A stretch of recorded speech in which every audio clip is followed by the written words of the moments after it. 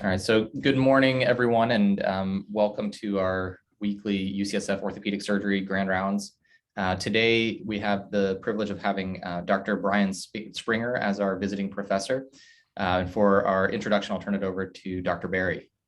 Thanks, Drew. I'm really excited this morning to introduce Dr. Springer from the OrthoCarolina Hip and Knee Center. We all, when we think back on our kind of training in our careers, have people who are kind of defining cornerstones, and Dr. Springer has definitely been one of those for me, both as a surgeon and as a person. So he started his academic journey at Lynchburg College in Virginia, then has got an MD from Marshall University. He went to Mayo for residency in Rochester, and then his Arthroplasty fellowship at Harvard and Brigham. After fellowship, he joined OrthoCarolina in Charlotte, and he's been there since. And really grown into one of the real leaders in the arthroplasty world. Within academics and research, he's published hundreds of papers, won almost all the named awards for arthroplasty research. He was also elected into the Hip and Knee Society less than 10 years from starting practice, which I think used to be incredibly rare. I can only think of a handful of other people that have done that. He's a past president of the MSIS, the Musculoskeletal Infection Society. He's also in the presidential line at AAHKS, the American Association for Hip and Knee Surgeons. And he's just a real thought leader in arthroplasty. With his papers, his podium talks, the symposiums, they're basically a mainstay at every one of the major arthroplasty meetings now. More locally in Charlotte, he's the fellowship director. And my unbiased opinion is it's become the top program in the country for training hip and knee surgeons, and is really a model that a lot of the other fellowships, including ours, tries to look to when they're designing their own programs. He's also started locally an OpWalk chapter in Charlotte that I know he's very proud of, and has taken a lot of work. On a more personal note, he's probably the most humble, down to earth and nicest, not just orthopedic surgeon, but person on the planet. We used to call him Superman as fellows, just because there's really nothing he didn't do just perfect. And he's also doing it always just smiling. I've never seen him angry or frown, even when we broke incredible numbers of femurs as fellows. He accomplishes all this stuff, being a clinical surgeon, an educator, and researcher, while balancing a huge young family. He's also an avid triathlete, and just one of the nicest human beings. So today I'm really excited to hear him talk about obesity and total joint replacements. It's something that Charlotte has a little bit of experience with. And so with that, I'm really excited to turn it over to Dr. Springer. Jeff, thanks so much for that great and way too kind introduction. I really do appreciate that. I do seem to remember you breaking a lot of femurs your fellowship year, though. So thanks for reminding me about that. But among other things, Jeff was our, I think it was, quote, pus boy, right? I think he's did more infection cases than any fellow ever in the history of the OrthoCarolina Fellowship. And I'm glad to see he's carried that over. But there's nothing that makes us more proud in our fellowship than to see our fellows go out and be successful in practice, and Jeff's the shining example of that. It's an honor for me to be able to do this. I had really hoped to be able to be there in person. I love your program. Some of my great friends and mentors are there. I know obviously Dr. Vale couldn't be there. Please give him my regards. But not only Jeff, but Eric and Stefano as well are, I think of them as friends, mentors, and colleagues, all in one word. Also want to thank Brenda as well. She made this really seamless. I know she does a ton of work, and also Drew. He gave me a lot of information that made this really pretty seamless and flawless. So Drew, I really appreciate the invitation, and thank you, Brenda, for all your work on this. So I'm going to talk about a topic that's not necessarily easy to talk about. Because it's very controversial. It can be, an emotionally charged discussion at times. And while it will have predominantly a total joint arthroplasty bend to it, I'm hopeful that for those in non-arthroplasty, that there'll be some thoughts and some tips and pearls that you can take away from this as well. It's an evolving issue. It's an evolving field. And I will tell you right off the bat, I don't know what the right answer is in how to manage this situation. It's very difficult. We're learning a lot. We've learned a lot from how we've done things historically here and from listening to others around the country talk about this. But I don't know exactly what all the right answers are. But hopefully it can provide a little bit of insight into a difficult topic from which is obesity, and in particular morbid obesity from an orthopedic perspective. So just by way of my disclosures, nothing that is specifically relevant to this talk, but it's always important to keep these in mind anytime you hear somebody talk. So I found this recently. I thought this was really interesting given the COVID situation that we're in and still in the middle of a pandemic, and maybe not completely applicable now based on what we've had to deal with over the past 2 years. But it says, while humanity has been able to overcome famine, plague, and wars, obesity has become a pandemic and it's out of control and continues to spread. I guess you could probably substitute COVID for obesity, but nonetheless, this is a worldwide pandemic, a worldwide health issue and a health crisis. And I love the quote from the book Sapiens, from the author of the book Sapiens, that in 2018, sugar was far more dangerous and life-threatening than gunpowder was. So as I mentioned, there's a lot of emotional and charged thought process around this really worldwide health crisis. And of course, we see this now, and we know this, that the obesity rates have gone up quite a bit during COVID, and we know the risk factors for obese patients, that obesity is a tremendous risk factor for COVID and higher risk of morbidity and mortality. How many of you have had patients come in over the past 2 years and said they've gained 15 or 20 pounds because of COVID? Because the gyms are closed, they can't exercise, they're depressed, they're not able to get out and do things. So it's not surprising that we're seeing numbers, like this. But as I mentioned, it can be a challenging topic to talk about with patients, with families, amongst ourselves, right? It's very easy for us to say, oh, this is just a willpower issue. There's some evidence to suggest that it is genetic, right? I mean, there's patients that come into your office that you see that, you can look at them and they have their mom or dad sitting there or a relative sitting there with them. And you say, there's just no way this patient's going to be able to lose weight. I mean, they've been this way their entire life. And you can't just expect them to all of a sudden, get their BMI down to 25. It's just not realistic. So we have to take this individually. We have to think about all the parameters that go into that. And I'll talk a little bit about drawing lines in the sand and things along those lines. But I don't think there's any doubt that our culture and our society, plays into this. We're a way more sedentary society than we were before. We have, now that everything is in the palm of your hand on an iPad, even my kids, I'm trying to chase out of the house all the time to exercise and not sit in front of their screen on a Saturday for 3 or 4 hours. We have a huge issue with portion sizes in the US and our appetites. And one of the things that's really interesting, and I've looked into this a little bit, and I'm trying to look into it a little bit more, is if you guys have read it at all about the manipulation of food in the US by food manufacturers to be able to trigger, a lot of these hormonal releases in the brain that makes food as addicting as nicotine and any other drugs. I mean, it is real, and it has been done, and it is being done, clearly, and we're all vulnerable, to this. And so I think it's a long process that's developed over the years, and we're starting to learn more about it. And it's really interesting to look and read about addictive brain chemistry, particularly as it relates to manipulation in the food industry.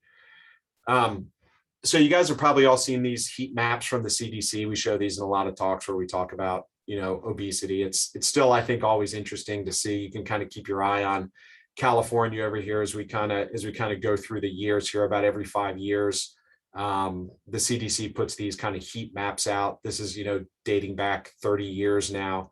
But you can see this gradual rise and this increasing trend in obesity, BMIs above 30. Over time, 2000, 2005, we start to get into more than a quarter and a third of populations in various states starting to become, obese and morbidly obese in this situation. And then this is the last one from 2016. certainly you guys aren't West Virginia, but you're and the West seems to be a little bit more protected from this in a sense, but you can see just overall, unless you're in Colorado, pretty much no one's really protected from this growing obesity epidemic in the United States, right? And it's a part of it's a society issue. I think this is kind of funny, as our TVs have gotten slimmer, we've gotten fatter, right? I mean, that's just kind of the way that our society is, and COVID, I think, as I mentioned, has accelerated this, quite a bit. It's not overcomable though. This is one of my favorite pictures. Jeff mentioned kind of, triathlons. This is a guy that used to weigh nearly 400 pounds, who then started training for triathlons and then was able to complete arguably one of the hardest endurance races in the world, which was the Ironman in Kona, most of the time carrying this sign above his head with this cardboard cutout of what he looked like before he started his training. But let's face it, realistically, most of our patients can't even walk to the mailbox and back if they have debilitating arthritis, much less be able to train for a long endurance event. This is interesting as well. So this is, through ACUS, we started to do some work with the American Society for Metabolic and Bariatric Surgeons. And this was looking at, and this dates back to 2009, but this is still in place. And I'll show you some of this in our data as well, which is the barriers to bariatric surgery in morbidly obese patients. And they list a lot of issues. And of course, in 2009, bariatric surgery was very different than what it is today from a mortality perspective.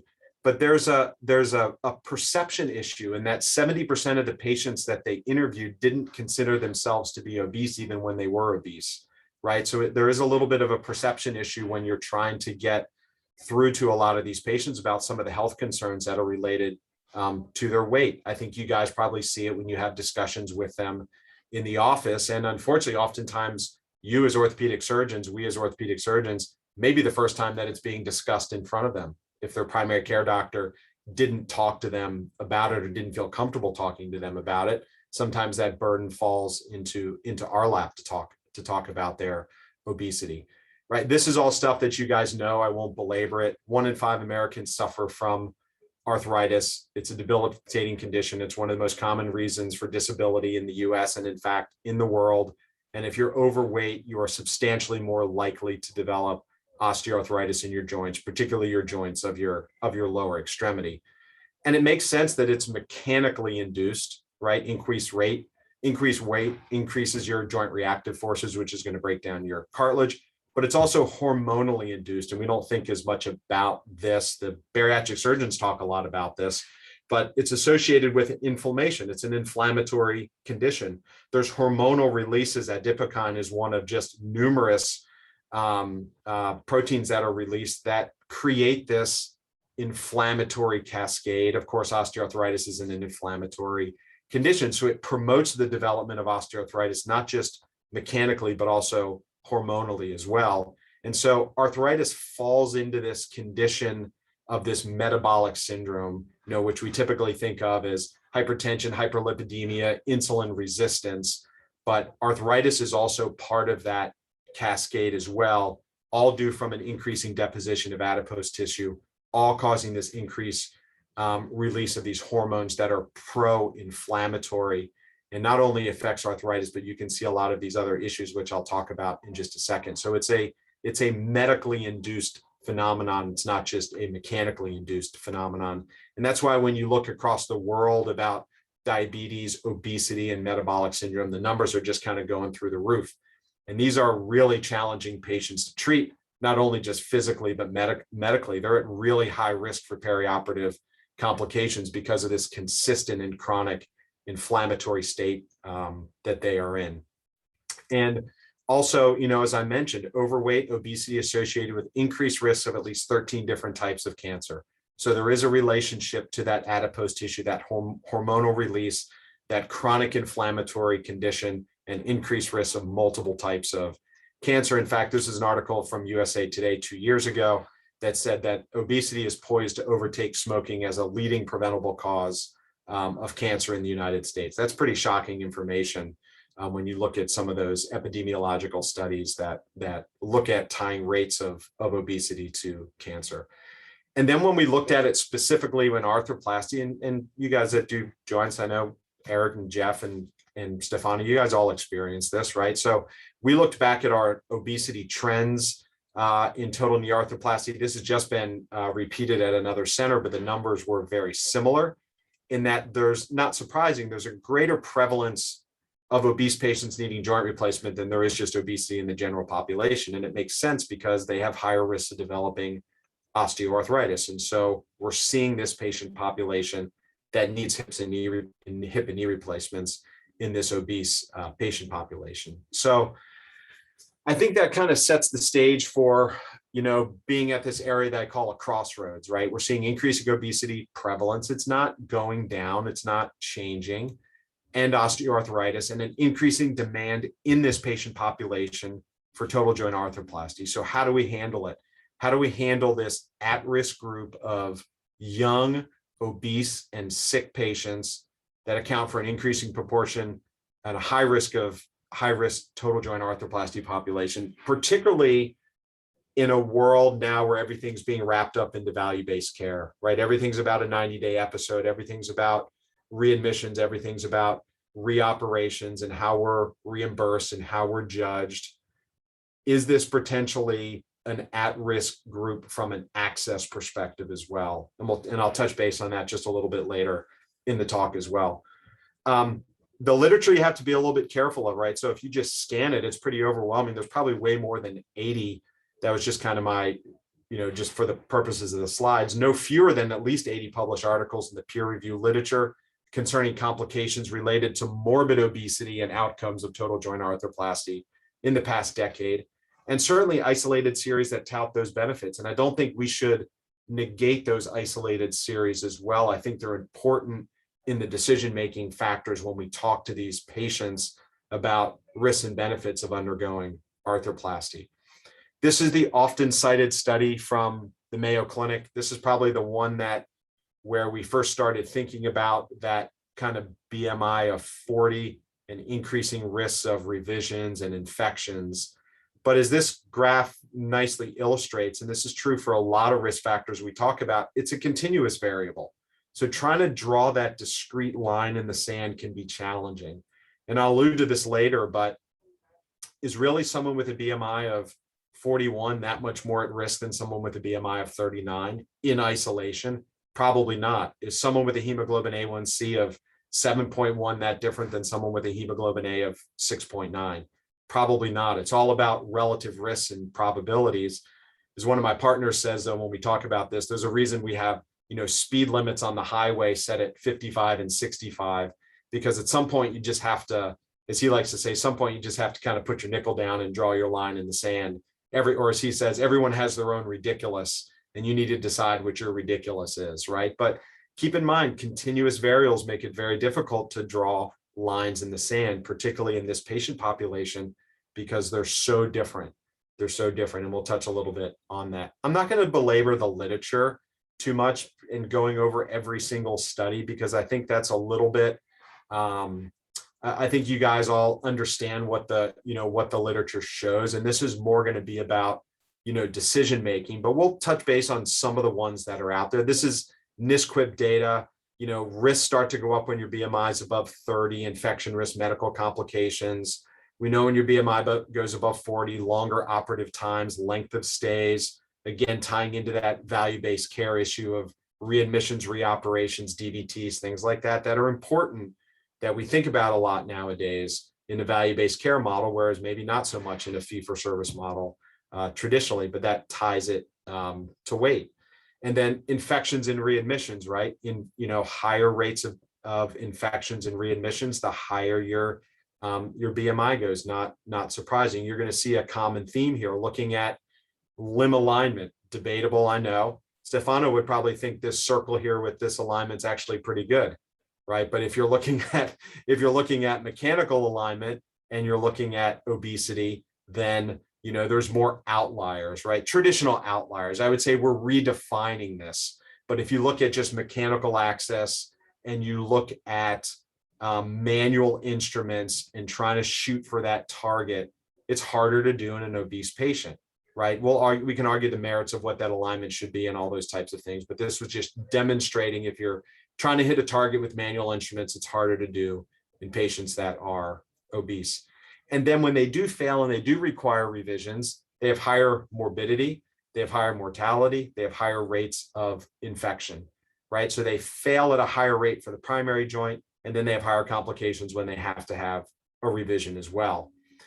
Functional outcome is, I think, the linchpin to a lot of this. And I'll come back to this because there are lots of studies that would suggest that their functional outcomes are inferior, that overall they have lower knee society scores, lower range of motion, they have lower WOMAC pain scores, depending on, no matter what the measure is. For the most part, if you compare it to a non-obese patient, their functional outcome scores overall are lower. And yet there are other studies that suggest their delta in their improvement is actually as good, or if not better. I mean, I think we all have patients like this that were, that are obese, that had horrible disease that you operate on, and they do amazing. They're the happiest patients in your practice. And they may not necessarily have that super high, Coos Jr. score, right? But they're very happy, they're very functional, you've changed their life, right? So their delta in their score, they start off lower and they don't end up as high, but their delta, their change in their score from pre-op to post-op is pretty significant in a lot of these patients. So I think you have to understand that when you're looking at a lot of the functional outcome scores, and not just look at the ceiling, but also look at the floor and that change in between for a lot of these patients. If you can mitigate their risk, they do actually do extremely well functionally with a joint replacement. And talk a little bit about what actually is that risk factor. And this is where it gets difficult, because trying to tease out obesity just in isolation as its own risk factor, I don't think we've done a great job at, right? Because we know most people that are obese, in particular morbidly obese, they have this clustering effect with other comorbidities, right? They're not just morbidly obese. They also are insulin resistant. They also have other medical, comorbidities that put them at higher risk, that kind of stack on each other over time. And just trying to isolate obesity as a risk factor that, can be difficult. So this was one study that just looked at odds ratios and absolute risk for major complications with varying BMI cutoffs. And even if you look at the BMI of 40 to 45 category, odds ratio of 1.37. So the odds ratio for a major complication goes from 1 to 1.37 when your BMI rises from 25 to 40. So in absolute terms, the risk of a major complications increases about 1.5%. So if we look at other studies that have looked similarly at these odds ratios, higher odds ratios for wound complications, higher risk of death, higher risk of major complications, right? But put that into perspective with some other medical complications, that people that are undergoing elective total joint replacement, right? And we operate on these patients all the time. COPD, 4 times higher risk, coronary disease, CHF, cirrhosis, right? We probably have historically been more likely to turn these people away because of their obesity than we are turning these people away, even though their risk is dramatically higher. So you have to put that in perspective a little bit when you're looking at and talking to these patients.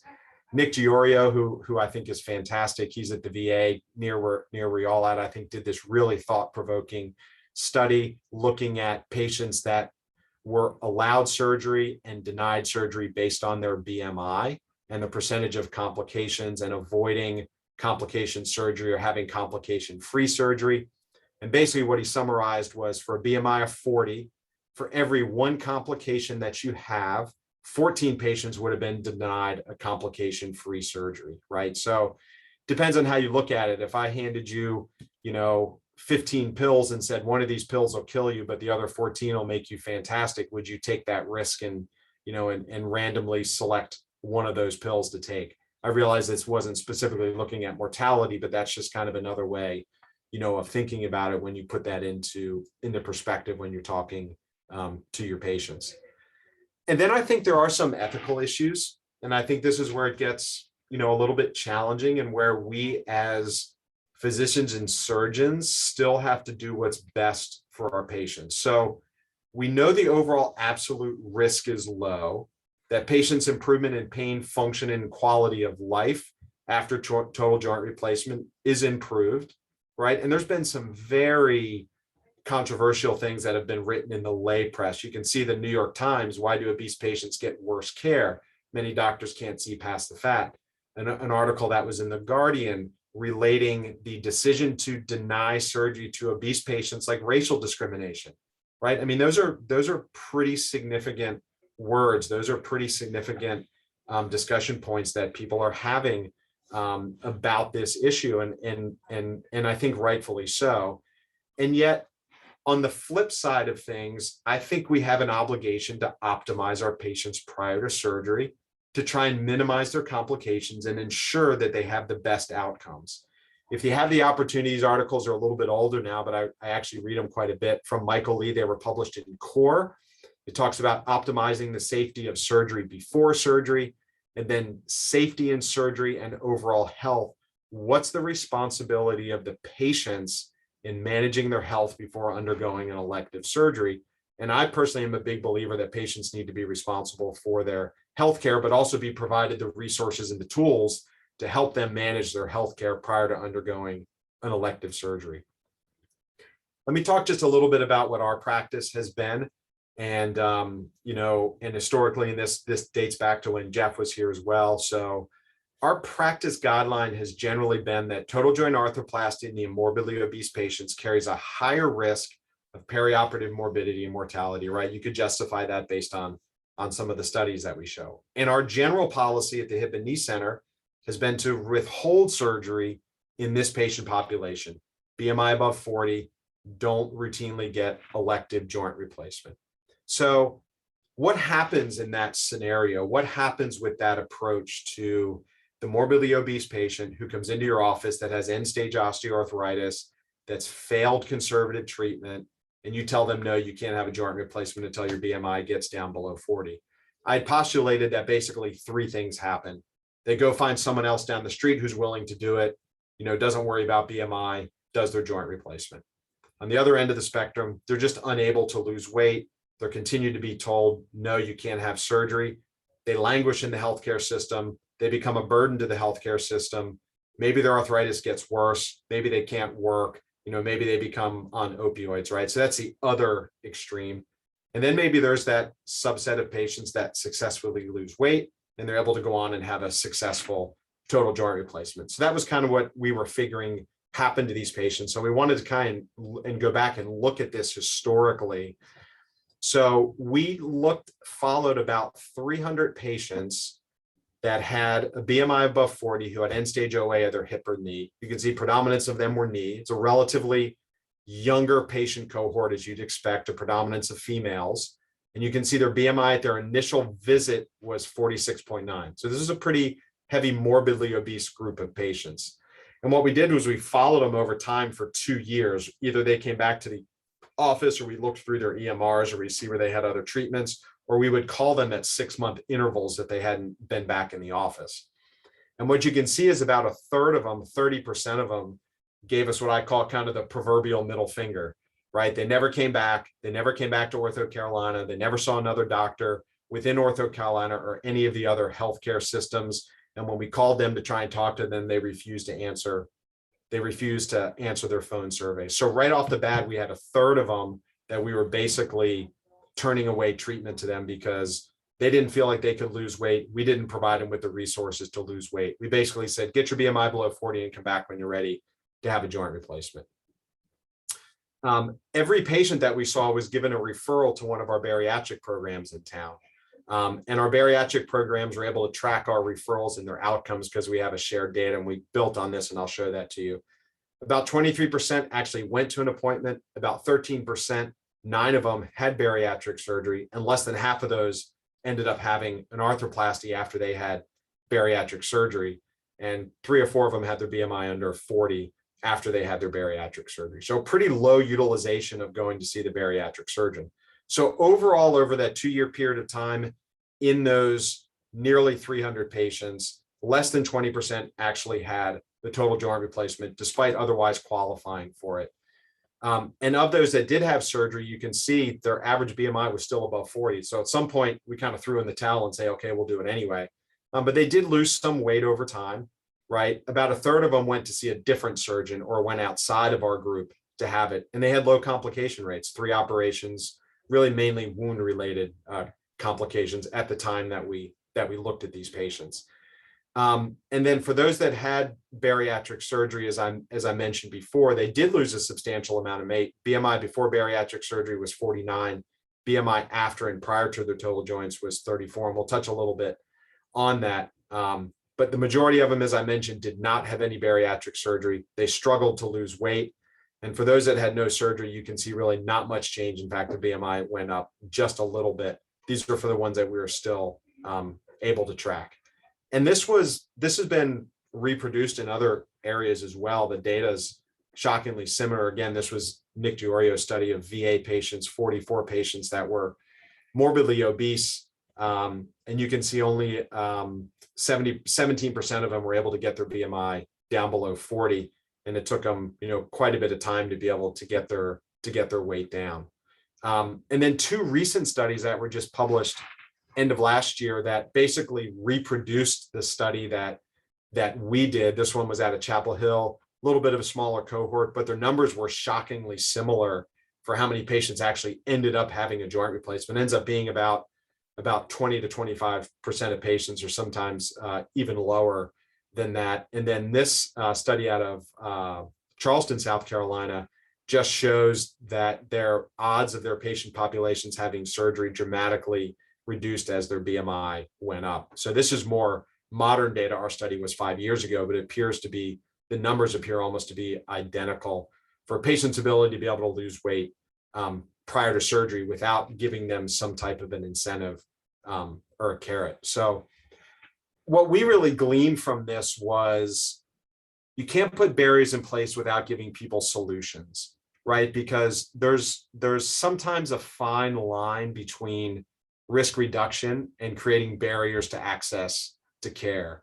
And what we felt like we were doing was creating access or barriers to their care and not really providing much of a solution for risk reduction. So the old adage of just lose 100 pounds and come back when you're ready for your joint wasn't working.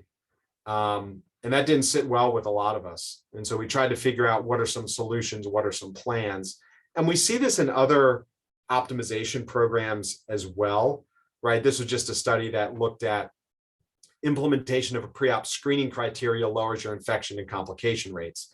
Yes, that's true, but the question is, are you taking your unhealthy patients and making them healthy, or are you taking your unhealthy patients and just knocking them out of your calculation in your denominator, right? So again, that's creating the barrier, the access to care, or what we more commonly refer to as cherry picking some of that data. So here's a kind of a more simplified way to think about it. If you have 500 patients, 300 are healthy and 200 are non-optimized, and only the 300 that are healthy end up having surgery, all of these get crossed out of your denominator. You can say you have a very successful optimization program because all your patients that had surgery were healthy and had a low complication rate. But who are you really optimizing? You're optimizing your results. You're not necessarily optimizing the patients. And these are the ones over here, these 200 that had restricted access to care that we have to worry about and figure out how do we get them along this pathway to be able to have surgery. And that's part of the problem we face. I'd be interested to hear what you guys' thoughts, but we're in a private practice group. We're not directly associated with a big healthcare system. We're not in an academic medical center. So we suffer this issue of this fragmented healthcare for obese patients. And I see it when we talk to them and we see, how frustrating it is for them that, they see their primary care provider. He sends them to us because they need a joint replacement. We send them back to them because they say they're too heavy. They send them to the bariatric surgeon. They don't want to go because they're worried about it. They send them to the diet nutritionist, but it's not covered by their insurance. And they're just bouncing around all over the place. And they never get good coordinated, consolidated care when really what we need is this for these patients, just like we would do with any other comorbidity, be it heart disease or diabetes or anything along those lines.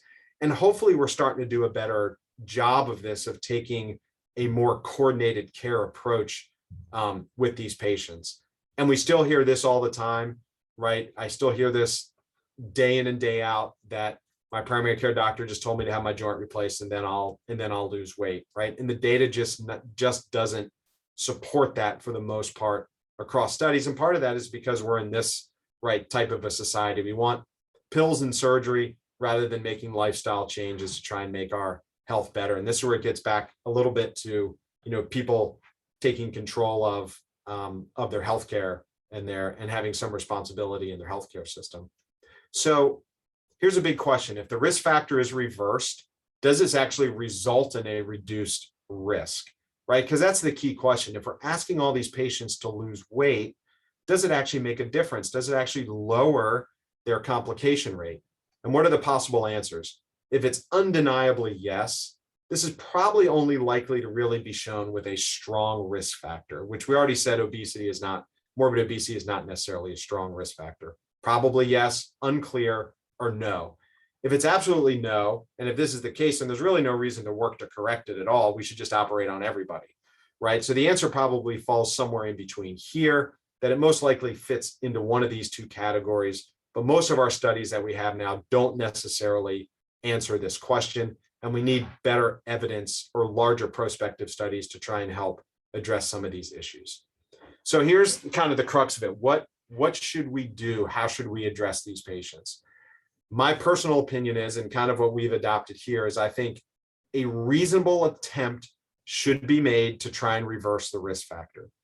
If it's not successful, then you have to factor in an overall assessment of the patient's health, look at their other comorbidities, and decide whether or not to proceed, right? So this is the shared decision making that you have to have with patients. And I feel strongly that you need to medically optimize or medically control many of the other consequences of obesity, right? So their diabetes, their metabolic syndrome, things along those lines, things that put them at very high risk as opposed to maybe just their obesity in isolation. So I would propose to you one, who's at higher risk in this situation. Here's a patient with a BMI of 42, end-stage OA, the hip, no medical comorbidities. Here's a patient with a BMI of 37, end-stage OA, their hip, but uncontrolled diabetes, coronary disease, and active smoker, and has metabolic syndrome, right? Based on BMI, you're worried about this patient, but this patient's clearly a much higher risk because of those stacking of comorbidities. Now take this situation, which is two patients that are the same age, have the same BMI. The one on your left has moderate OA, the hip, hasn't done any conservative treatment. He just wants a total hip to relieve pain. Not unrealistic. Versus this patient over here who has pretty destructive osteoarthritis of their hip, who's wheelchair bound and they're unable to ambulate. What's the likelihood of that patient being able to get their BMI below 40 without starving themselves and making themselves malnourished? I would argue that I have a likelihood of more dramatically changing this patient's life by giving them a hip replacement, allowing them to become mobile. Whereas this patient, I'm going to try and probably put them through some of the hoops to get them to get their BMI down first, and also manage any of the other medical comorbidities that they have. So this is where drawing the line in the sand is very difficult. These are two very different patients. And again, I might be more willing to roll the dice on this patient on your right, because I think I have a dramatically higher delta in improvement to make this patient better. Obviously, after a shared decision-making and talking to them about, what some of the risks and benefits are, because that's not a small surgery either, as you can imagine. One of the things that we developed as a result of the data that we looked at and tried to use this as a model for, potentially other groups that are in private practice is something that we call the TAC program, Total Joint Arthroplasty Collaborative Care. It took about 3 years to actually get this up and going, and numerous discussions with the two other healthcare systems in Charlotte that had bariatric programs, and actually showing them some of this data says, look, guys, we need help here. Like we're losing a lot of patients. A lot of these patients aren't able to have surgery, joint replacement. We need help in trying to optimize these patients. And, after 3 years of discussion, we're able to come up with this plan, and they actually agreed to help us optimize these patients really in 5 key areas. So not only just their morbid obesity, but smoking cessation, diabetes, malnutrition, and vitamin D optimization, so that these patients had a single place that they could go to try and help manage all of the issues, but they've been really helpful from an obesity perspective. And at least being able to give patients a resource now when we sit down with them in the office, explain to them the risks and benefits and say, here's this program I want you to look at. And so when we see non-optimized patients in our office, they're deemed appropriate candidates for a referral to the TAC program. They actually now have a dedicated nurse navigator who will contact these patients within about 24 to 48 hours after we make the referral. At least reach out to them with a phone call, because we found out that's the key, is having some level of engagement with these patients, pretty much right away after they leave your office. Otherwise, if it's weeks to months, then they disappear. So having a nurse navigator who managed that was helpful. The benefit for them was it helped to bring these patients into their office. So you have to have physician and staff champions. And as I mentioned, it took a lot of people to be able to get this. So there's that patient contact. They set the expectations, support communications between us. We get a monthly report for every patient. Actually, I'm sorry, it's a quarterly report. We get back from them for every patient that we sent them, what they're working on, what their BMI is. They know what our targets are, but they also understand, hey, this patient's lost some weight, but they're not gonna be able to get their BMI down, below 40. So I think it may be time for you to see them back. So we have this kind of two-way communication with them to be able to follow and track these patients. We know the ones that didn't show up to the office, the ones that made appointments and never showed up, the ones that never answered phone calls, so that we can have our staff reach out to them as well. And the key is, when you mention bariatric surgery to patients, typically because some of the historical thoughts about it having, either how people look after it, or they had the old school, Roux-en-Y total, bypass, the complications associated. When you mention, gastric bypass in them, they either shut down or they run the other direction. We try to emphasize to them, it's only a small portion of the patients that may actually need gastric bypass. This is multimodal. This is weight management. This is diet. This is nutrition. Only a small portion of patients may actually qualify to have or need bariatric surgery. So it has to be comprehensive. It can't just be about surgery. But this is some data that I think the data on the bariatric surgery is fascinating when you talk to the bariatric surgeons, and how this has evolved over time, right? So we know that on the left here, these true kind of diversion surgeries had dramatic weight loss, but high rates of malabsorption. Whereas the more restrictive ones, the lap bandings, things along those lines, sure, they maybe lose a little bit less weight, but it's a lower complication surgery. They tend to not have a lot of the micronutrient deficiencies that go along with malabsorption. So it's a little bit of a healthier weight loss for some of these patients. And they have different indications for each one. And it tends to, the risks and the morbidity and mortality of bariatric surgery have dropped substantially over the past decade.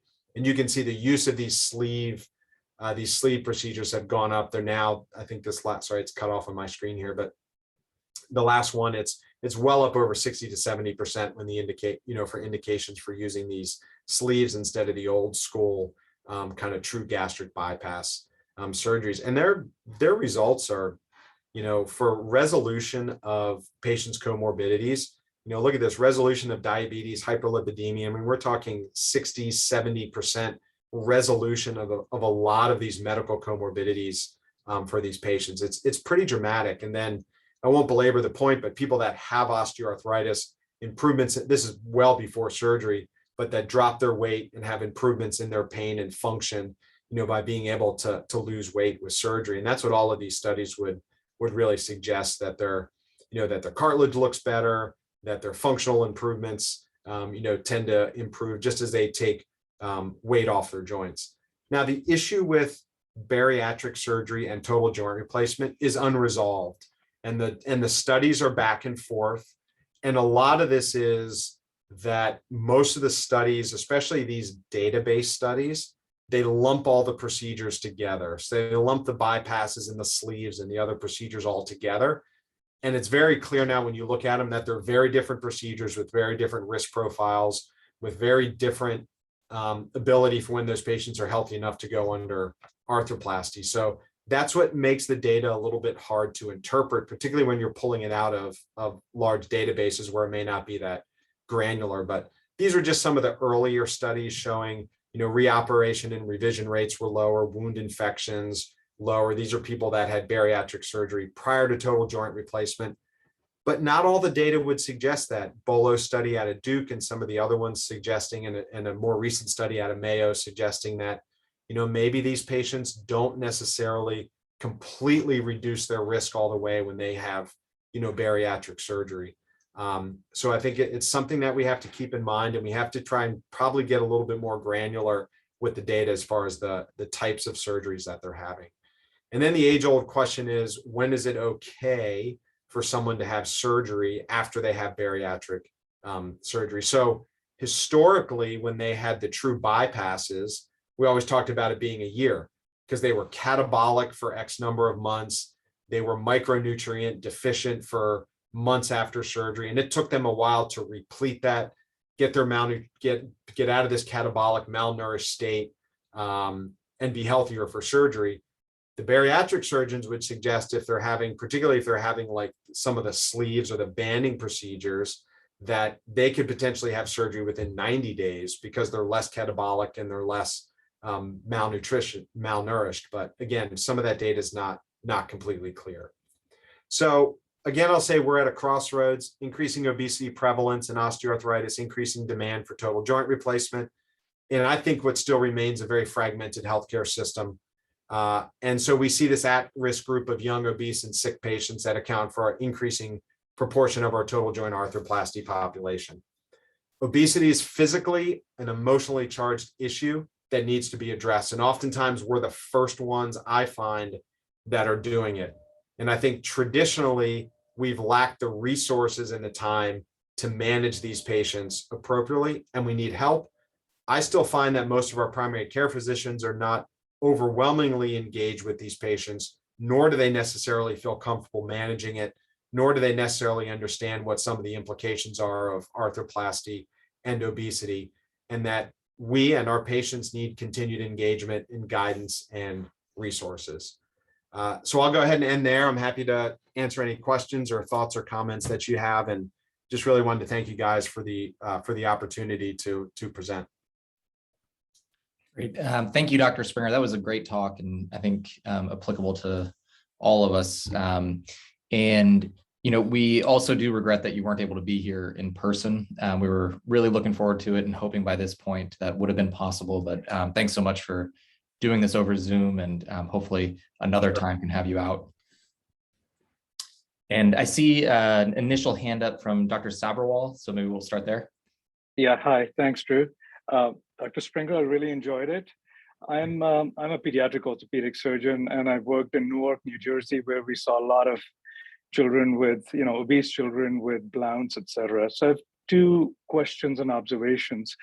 One is that I've struggled with, what's sort of the ideal limb alignment, at least in your world, when somebody has got a large thigh girth? Because as you probably know, they don't tolerate even a little bit of valgus, and even sometimes quote unquote normal radiographic limb alignment is excessive valgus to them. And the second is that our observation, and we've published this, and I'm sure there's stuff in total joints and spine too, in the adult world, that these patients, despite having their orthopedic reconstruction, do not lose weight. Yeah. So any thoughts on that? Yeah, no, thank you. I appreciate the very good questions. I'll take the second one first. You're right, and I alluded to that in my talk. It's the same for arthroplasty. The patients generally tend not to lose weight after they have a hip or a knee replacement, which probably speaks to, we're not necessarily, while yes, we're relieving their pain and maybe improving their function, we're not changing their lifestyles. They are still going back to the same lifestyles that they were before, which is relatively sedentary, probably, poor, high caloric, low protein, types of diet that, we're not changing that lifetime risk, I think, that these patients have, which is why I still think it's important to try and do it on the front end, right? Because I think afterwards, once you've operated on someone, to then try, if you've ever tried to convince them to lose weight after they've had a joint replacement, it's not happening. They're not going to do it. They've already got what they wanted, so to speak. So yeah, the data to me is very clear that weight loss after surgery is, especially in arthroplasty, is not going to happen. And I counsel patients on that when I see them in the office, because there is still that huge misconception that they think they're going to have surgery, that they're going to be doing an Ironman triathlon and lose 200 pounds, right? And it doesn't happen because they don't change their lifestyle. The second question is really interesting, because you're definitely right that they don't tolerate that shifting their alignment from being varus their whole life and putting them in neutral or any type of valgus at all, mainly because of their body habitus. As one of my partners once said, it's like you try and put them in a neutral alignment, and it's like they walk around like they have inner tubes around their thighs just because of their girth. So even if you neutral align them, they still don't like that any type of neutral or valgus alignment. And I think we've changed our thoughts about that a little bit. Stefano's leading the charge on that as well with alignment. The issue historically was, though, in the obese patient, if you left them in too much varus, what's the risk of their implant failure, right? Because they're excessively overloading their implant in varus, they're morbidly obese. We've seen studies, we've looked at data that show, higher tibial failure rates. So, and I think we've overcome that a little bit. We'll put stems on a lot of our tibias. And I think there's some data that would suggest cementless, I haven't gone this route yet, but cementless fixation in that patient population may be somewhat protective of them as well. The problem is, and Stefano will comment on this, we maybe don't necessarily know exactly what the target is for that obese patient right now. Do we leave them in, is 5 degrees okay? Is 6 degrees of varus okay? I personally don't necessarily know the answer to that. Maybe with that, I see a hand up from Dr. Beanie, and then we'll go to Dr. Berry after, but maybe transition to Dr. Beanie. And I think still muted. I will unmute myself. There we go. Thank you. Really enjoyed that, Brian, and I thank you for bringing in the question of alignment. It goes to the question I had, which had to do with actually preventing revision, which is tied. I have a question. I'll comment on alignment. I have a question for you about the role of robotics and other navigation tools to optimize alignment in these obese patients, to the complexity of understanding where you are in space when you're in these very large legs. The discussion around kinematic alignment and mechanical alignment cross over and merge when it comes to the joint lines orientation to the floor when it's being loaded. And both KA and mechanical and everything between really do aim to restore a joint line that is parallel to the floor when standing, as opposed to when the patient's supine, the cassette is taken and an X-ray is taken, and it may look like the tibia is in varus relative to the mechanical axis of the tibia, but when standing, it actually is parallel to the floor. And what I think is, so long as we restore that joint line to the floor, we're maximizing the ability of the forces to be correctly transferred to the knee. We've shown in our lab that if you do that, even if it actually is 2 to 3 degrees or 4 degrees of varus relative to the axis of the tibia, it's actually protective in terms of loads along the posterior tibial, the margin of the bone. It's actually protective, but that's not so much the point I was going to make. Is that so long as parallel to the floor, however you get there, you're going to optimize the ability of transferring loads to that joint. The other thing we have to remember is a lot of data we have is old and is based on implants put in a long time ago that were not as stable inherently. A lot of tibial trays that we're using back then were more flexible. The keels did not extend all the way to the edges. They didn't transfer loads evenly. The polyethylene wasn't as strong. We're having issues where that we're not going to see going forward. So I think that we're going to see an improvement in the revision rate as the devices get put in more appropriately. The devices themselves are better. We use stems. The other trend in obesity surgery in the knee is to retain the posterior cruciate ligament, which I think is a very positive trend, because what you're seeing in obese patients in knee replacement surgery, a lot of folks think they've got a stable knee flexion because of the weight of the thigh and the proximal tibia, and you're testing and it feels stable, but in reality, it's unstable for that patient, and you need to, and so cruciate retaining surgery seems to be one answer.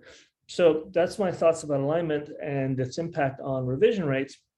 The question for you is, regardless of whether you're trying to hit mechanical kinematic alignment, it's a hard target to hit in a very large leg. What are your thoughts about assistive technologies for alignment? Well, no, I fully agree with you 100%. And I think that's where we're all headed in one way or the other, whether or not the current iteration of what we're doing is going to be what we're doing 5, 10 years from now as the technology gets better. And, maybe we don't need CT scans and we have all of the other stuff that you're working on, and I showed in my talk that one slide that showed trying to do that with mechanical instruments in an obese patient population is very difficult. Your outliers go, way off the map in that situation. So I think it makes perfect sense, whether it's navigation or robotics or whatever type of technology you're using. I think you're going to narrow your cone of being able to hit that target. Again, I think the argument is we maybe don't know exactly what that target is, but if we think we know what it is, we can definitely hit it better with assistive technology. So I would fully agree with you. Let's go to Dr. Barry. Thanks for talking, Dr. Springer. It's great to hear you lecturing on it. I have a question about, you say you're in private practice, but you're a tertiary care center, just like we are. And we often get burdened with kind of a higher rate of the complications. So we maybe get a little biased to try to avoid to create these ourselves. And we also have more access in our centers to kind of a lot of these resources that a lot of these higher risk patients have. How do we expand that to kind of the community practice? Like, how do we get them involved to say like, hey, don't just jump on this BMI 55? Like, how do we get them the appropriate resources? Is that something that as tertiary care centers, we have to say like, we need all of these beforehand? That's not necessarily what we want, but how do we best expand this so that it's not just the 90-day complication, but the 2-year infection rate that is always coming back to us as a tertiary care? Yeah, you're right. And the problem in the community is if there's no ramifications for having those complications in your practice, right? Whether that's financial, if you're in a fee-for-service model, or you have an easy outlet to send every single one of your complications to UCSF, right? Then you don't necessarily feel that pain because you don't have to deal with those patients, right? So the question is, are we ultimately heading to specialty centers to take care of high-risk patients in the US, right? And is there a reimbursement model that can support that down the line? Our current model, I would say probably not. And I don't think most people would be willing to take on that risk if you're not incentivized to be able to take on that risk. In fact, you might be penalized to take on that risk. But we've talked about this for infections before, right? In Europe, where they have specialty infection centers, where they know if they can get those patients earlier and treat them more, they can treat them earlier in the chain, then they have lower risks of morbidity, mortality, and better outcomes. And maybe it's going to end up being the same way for some of these high-risk patients. But there has to be the carrot there, so to speak, for us, and maybe the stick there, so to speak, for the patients that are out in the community that don't feel this. I just don't know that our current system right now supports that. So, it gets back to just trying to educate people. But I still feel if you don't have to take care of your complications, then you don't feel the pain of having to deal with these patients when they have a complication. And that's why it continues to happen. That case you guys showed before grand rounds on the extensor mechanisms, right? As I said, you would have loved to have that patient after they had just the initial injury and not 3 surgeries later now with a PJI. Great. And then I think we're right up at time. One more comment from Dr. Beeney. Drew, thanks. Brian, I think going back to the question of obesity, in a previous paper we published when I was with Marie last year that you already quoted, we showed that people actually regain weight after 2 years out after they've lost the weight for the knee replacement surgery. So this whole idea of focusing on weight, which you really drilled home, is the wrong target, is really important, and looking at metabolic syndrome, stuff like that. The only last question I have for you is, we see some obese patients, but not like in the Midwest. And are we getting, and I've seen papers where it's a linear, BMI and time of surgery is linear. It certainly goes up. Have you seen or heard of people developing techniques specifically for this patient population where we're going to be able to do these operations in a standard time frame without perhaps even injury to the surgeons? Yeah, that's a really good question. So you mean as far as, are there, people that have maybe high rates of obese patients in their practice as far as, techniques and things along those lines? because you're right. I mean, it's a riskier operation, right? Those patients have higher risk of MCL injuries, and they have longer surgeries, and oftentimes you're putting stems in and things along those lines. I can't say, Stefano, I don't know off the top of my head if I can necessarily. I mean, people talk about different techniques with minimizing skin flaps and using wound vacs and things along those lines, but those are mainly just to help try and reduce complications afterwards. As far as pre-op and intraoperatively, I'm not so sure that there's anything off the top of my head that I could quote in the literature that would suggest that. I don't know if any of you guys are familiar with that, but it's an interesting thought. That would kind of get back to the specialized centers that that would potentially help take care of these patients. Great. Well, in light of time, I think we'll wrap up there. But Dr. Springer, thank you again so much for joining us. Really wonderful talk, great case conference, and clearly it was just excellent overall. So thank you all for attending. And I appreciate it. Thank you guys for having me, and stay safe. Thanks so much, Bryan. Thanks, Bryan.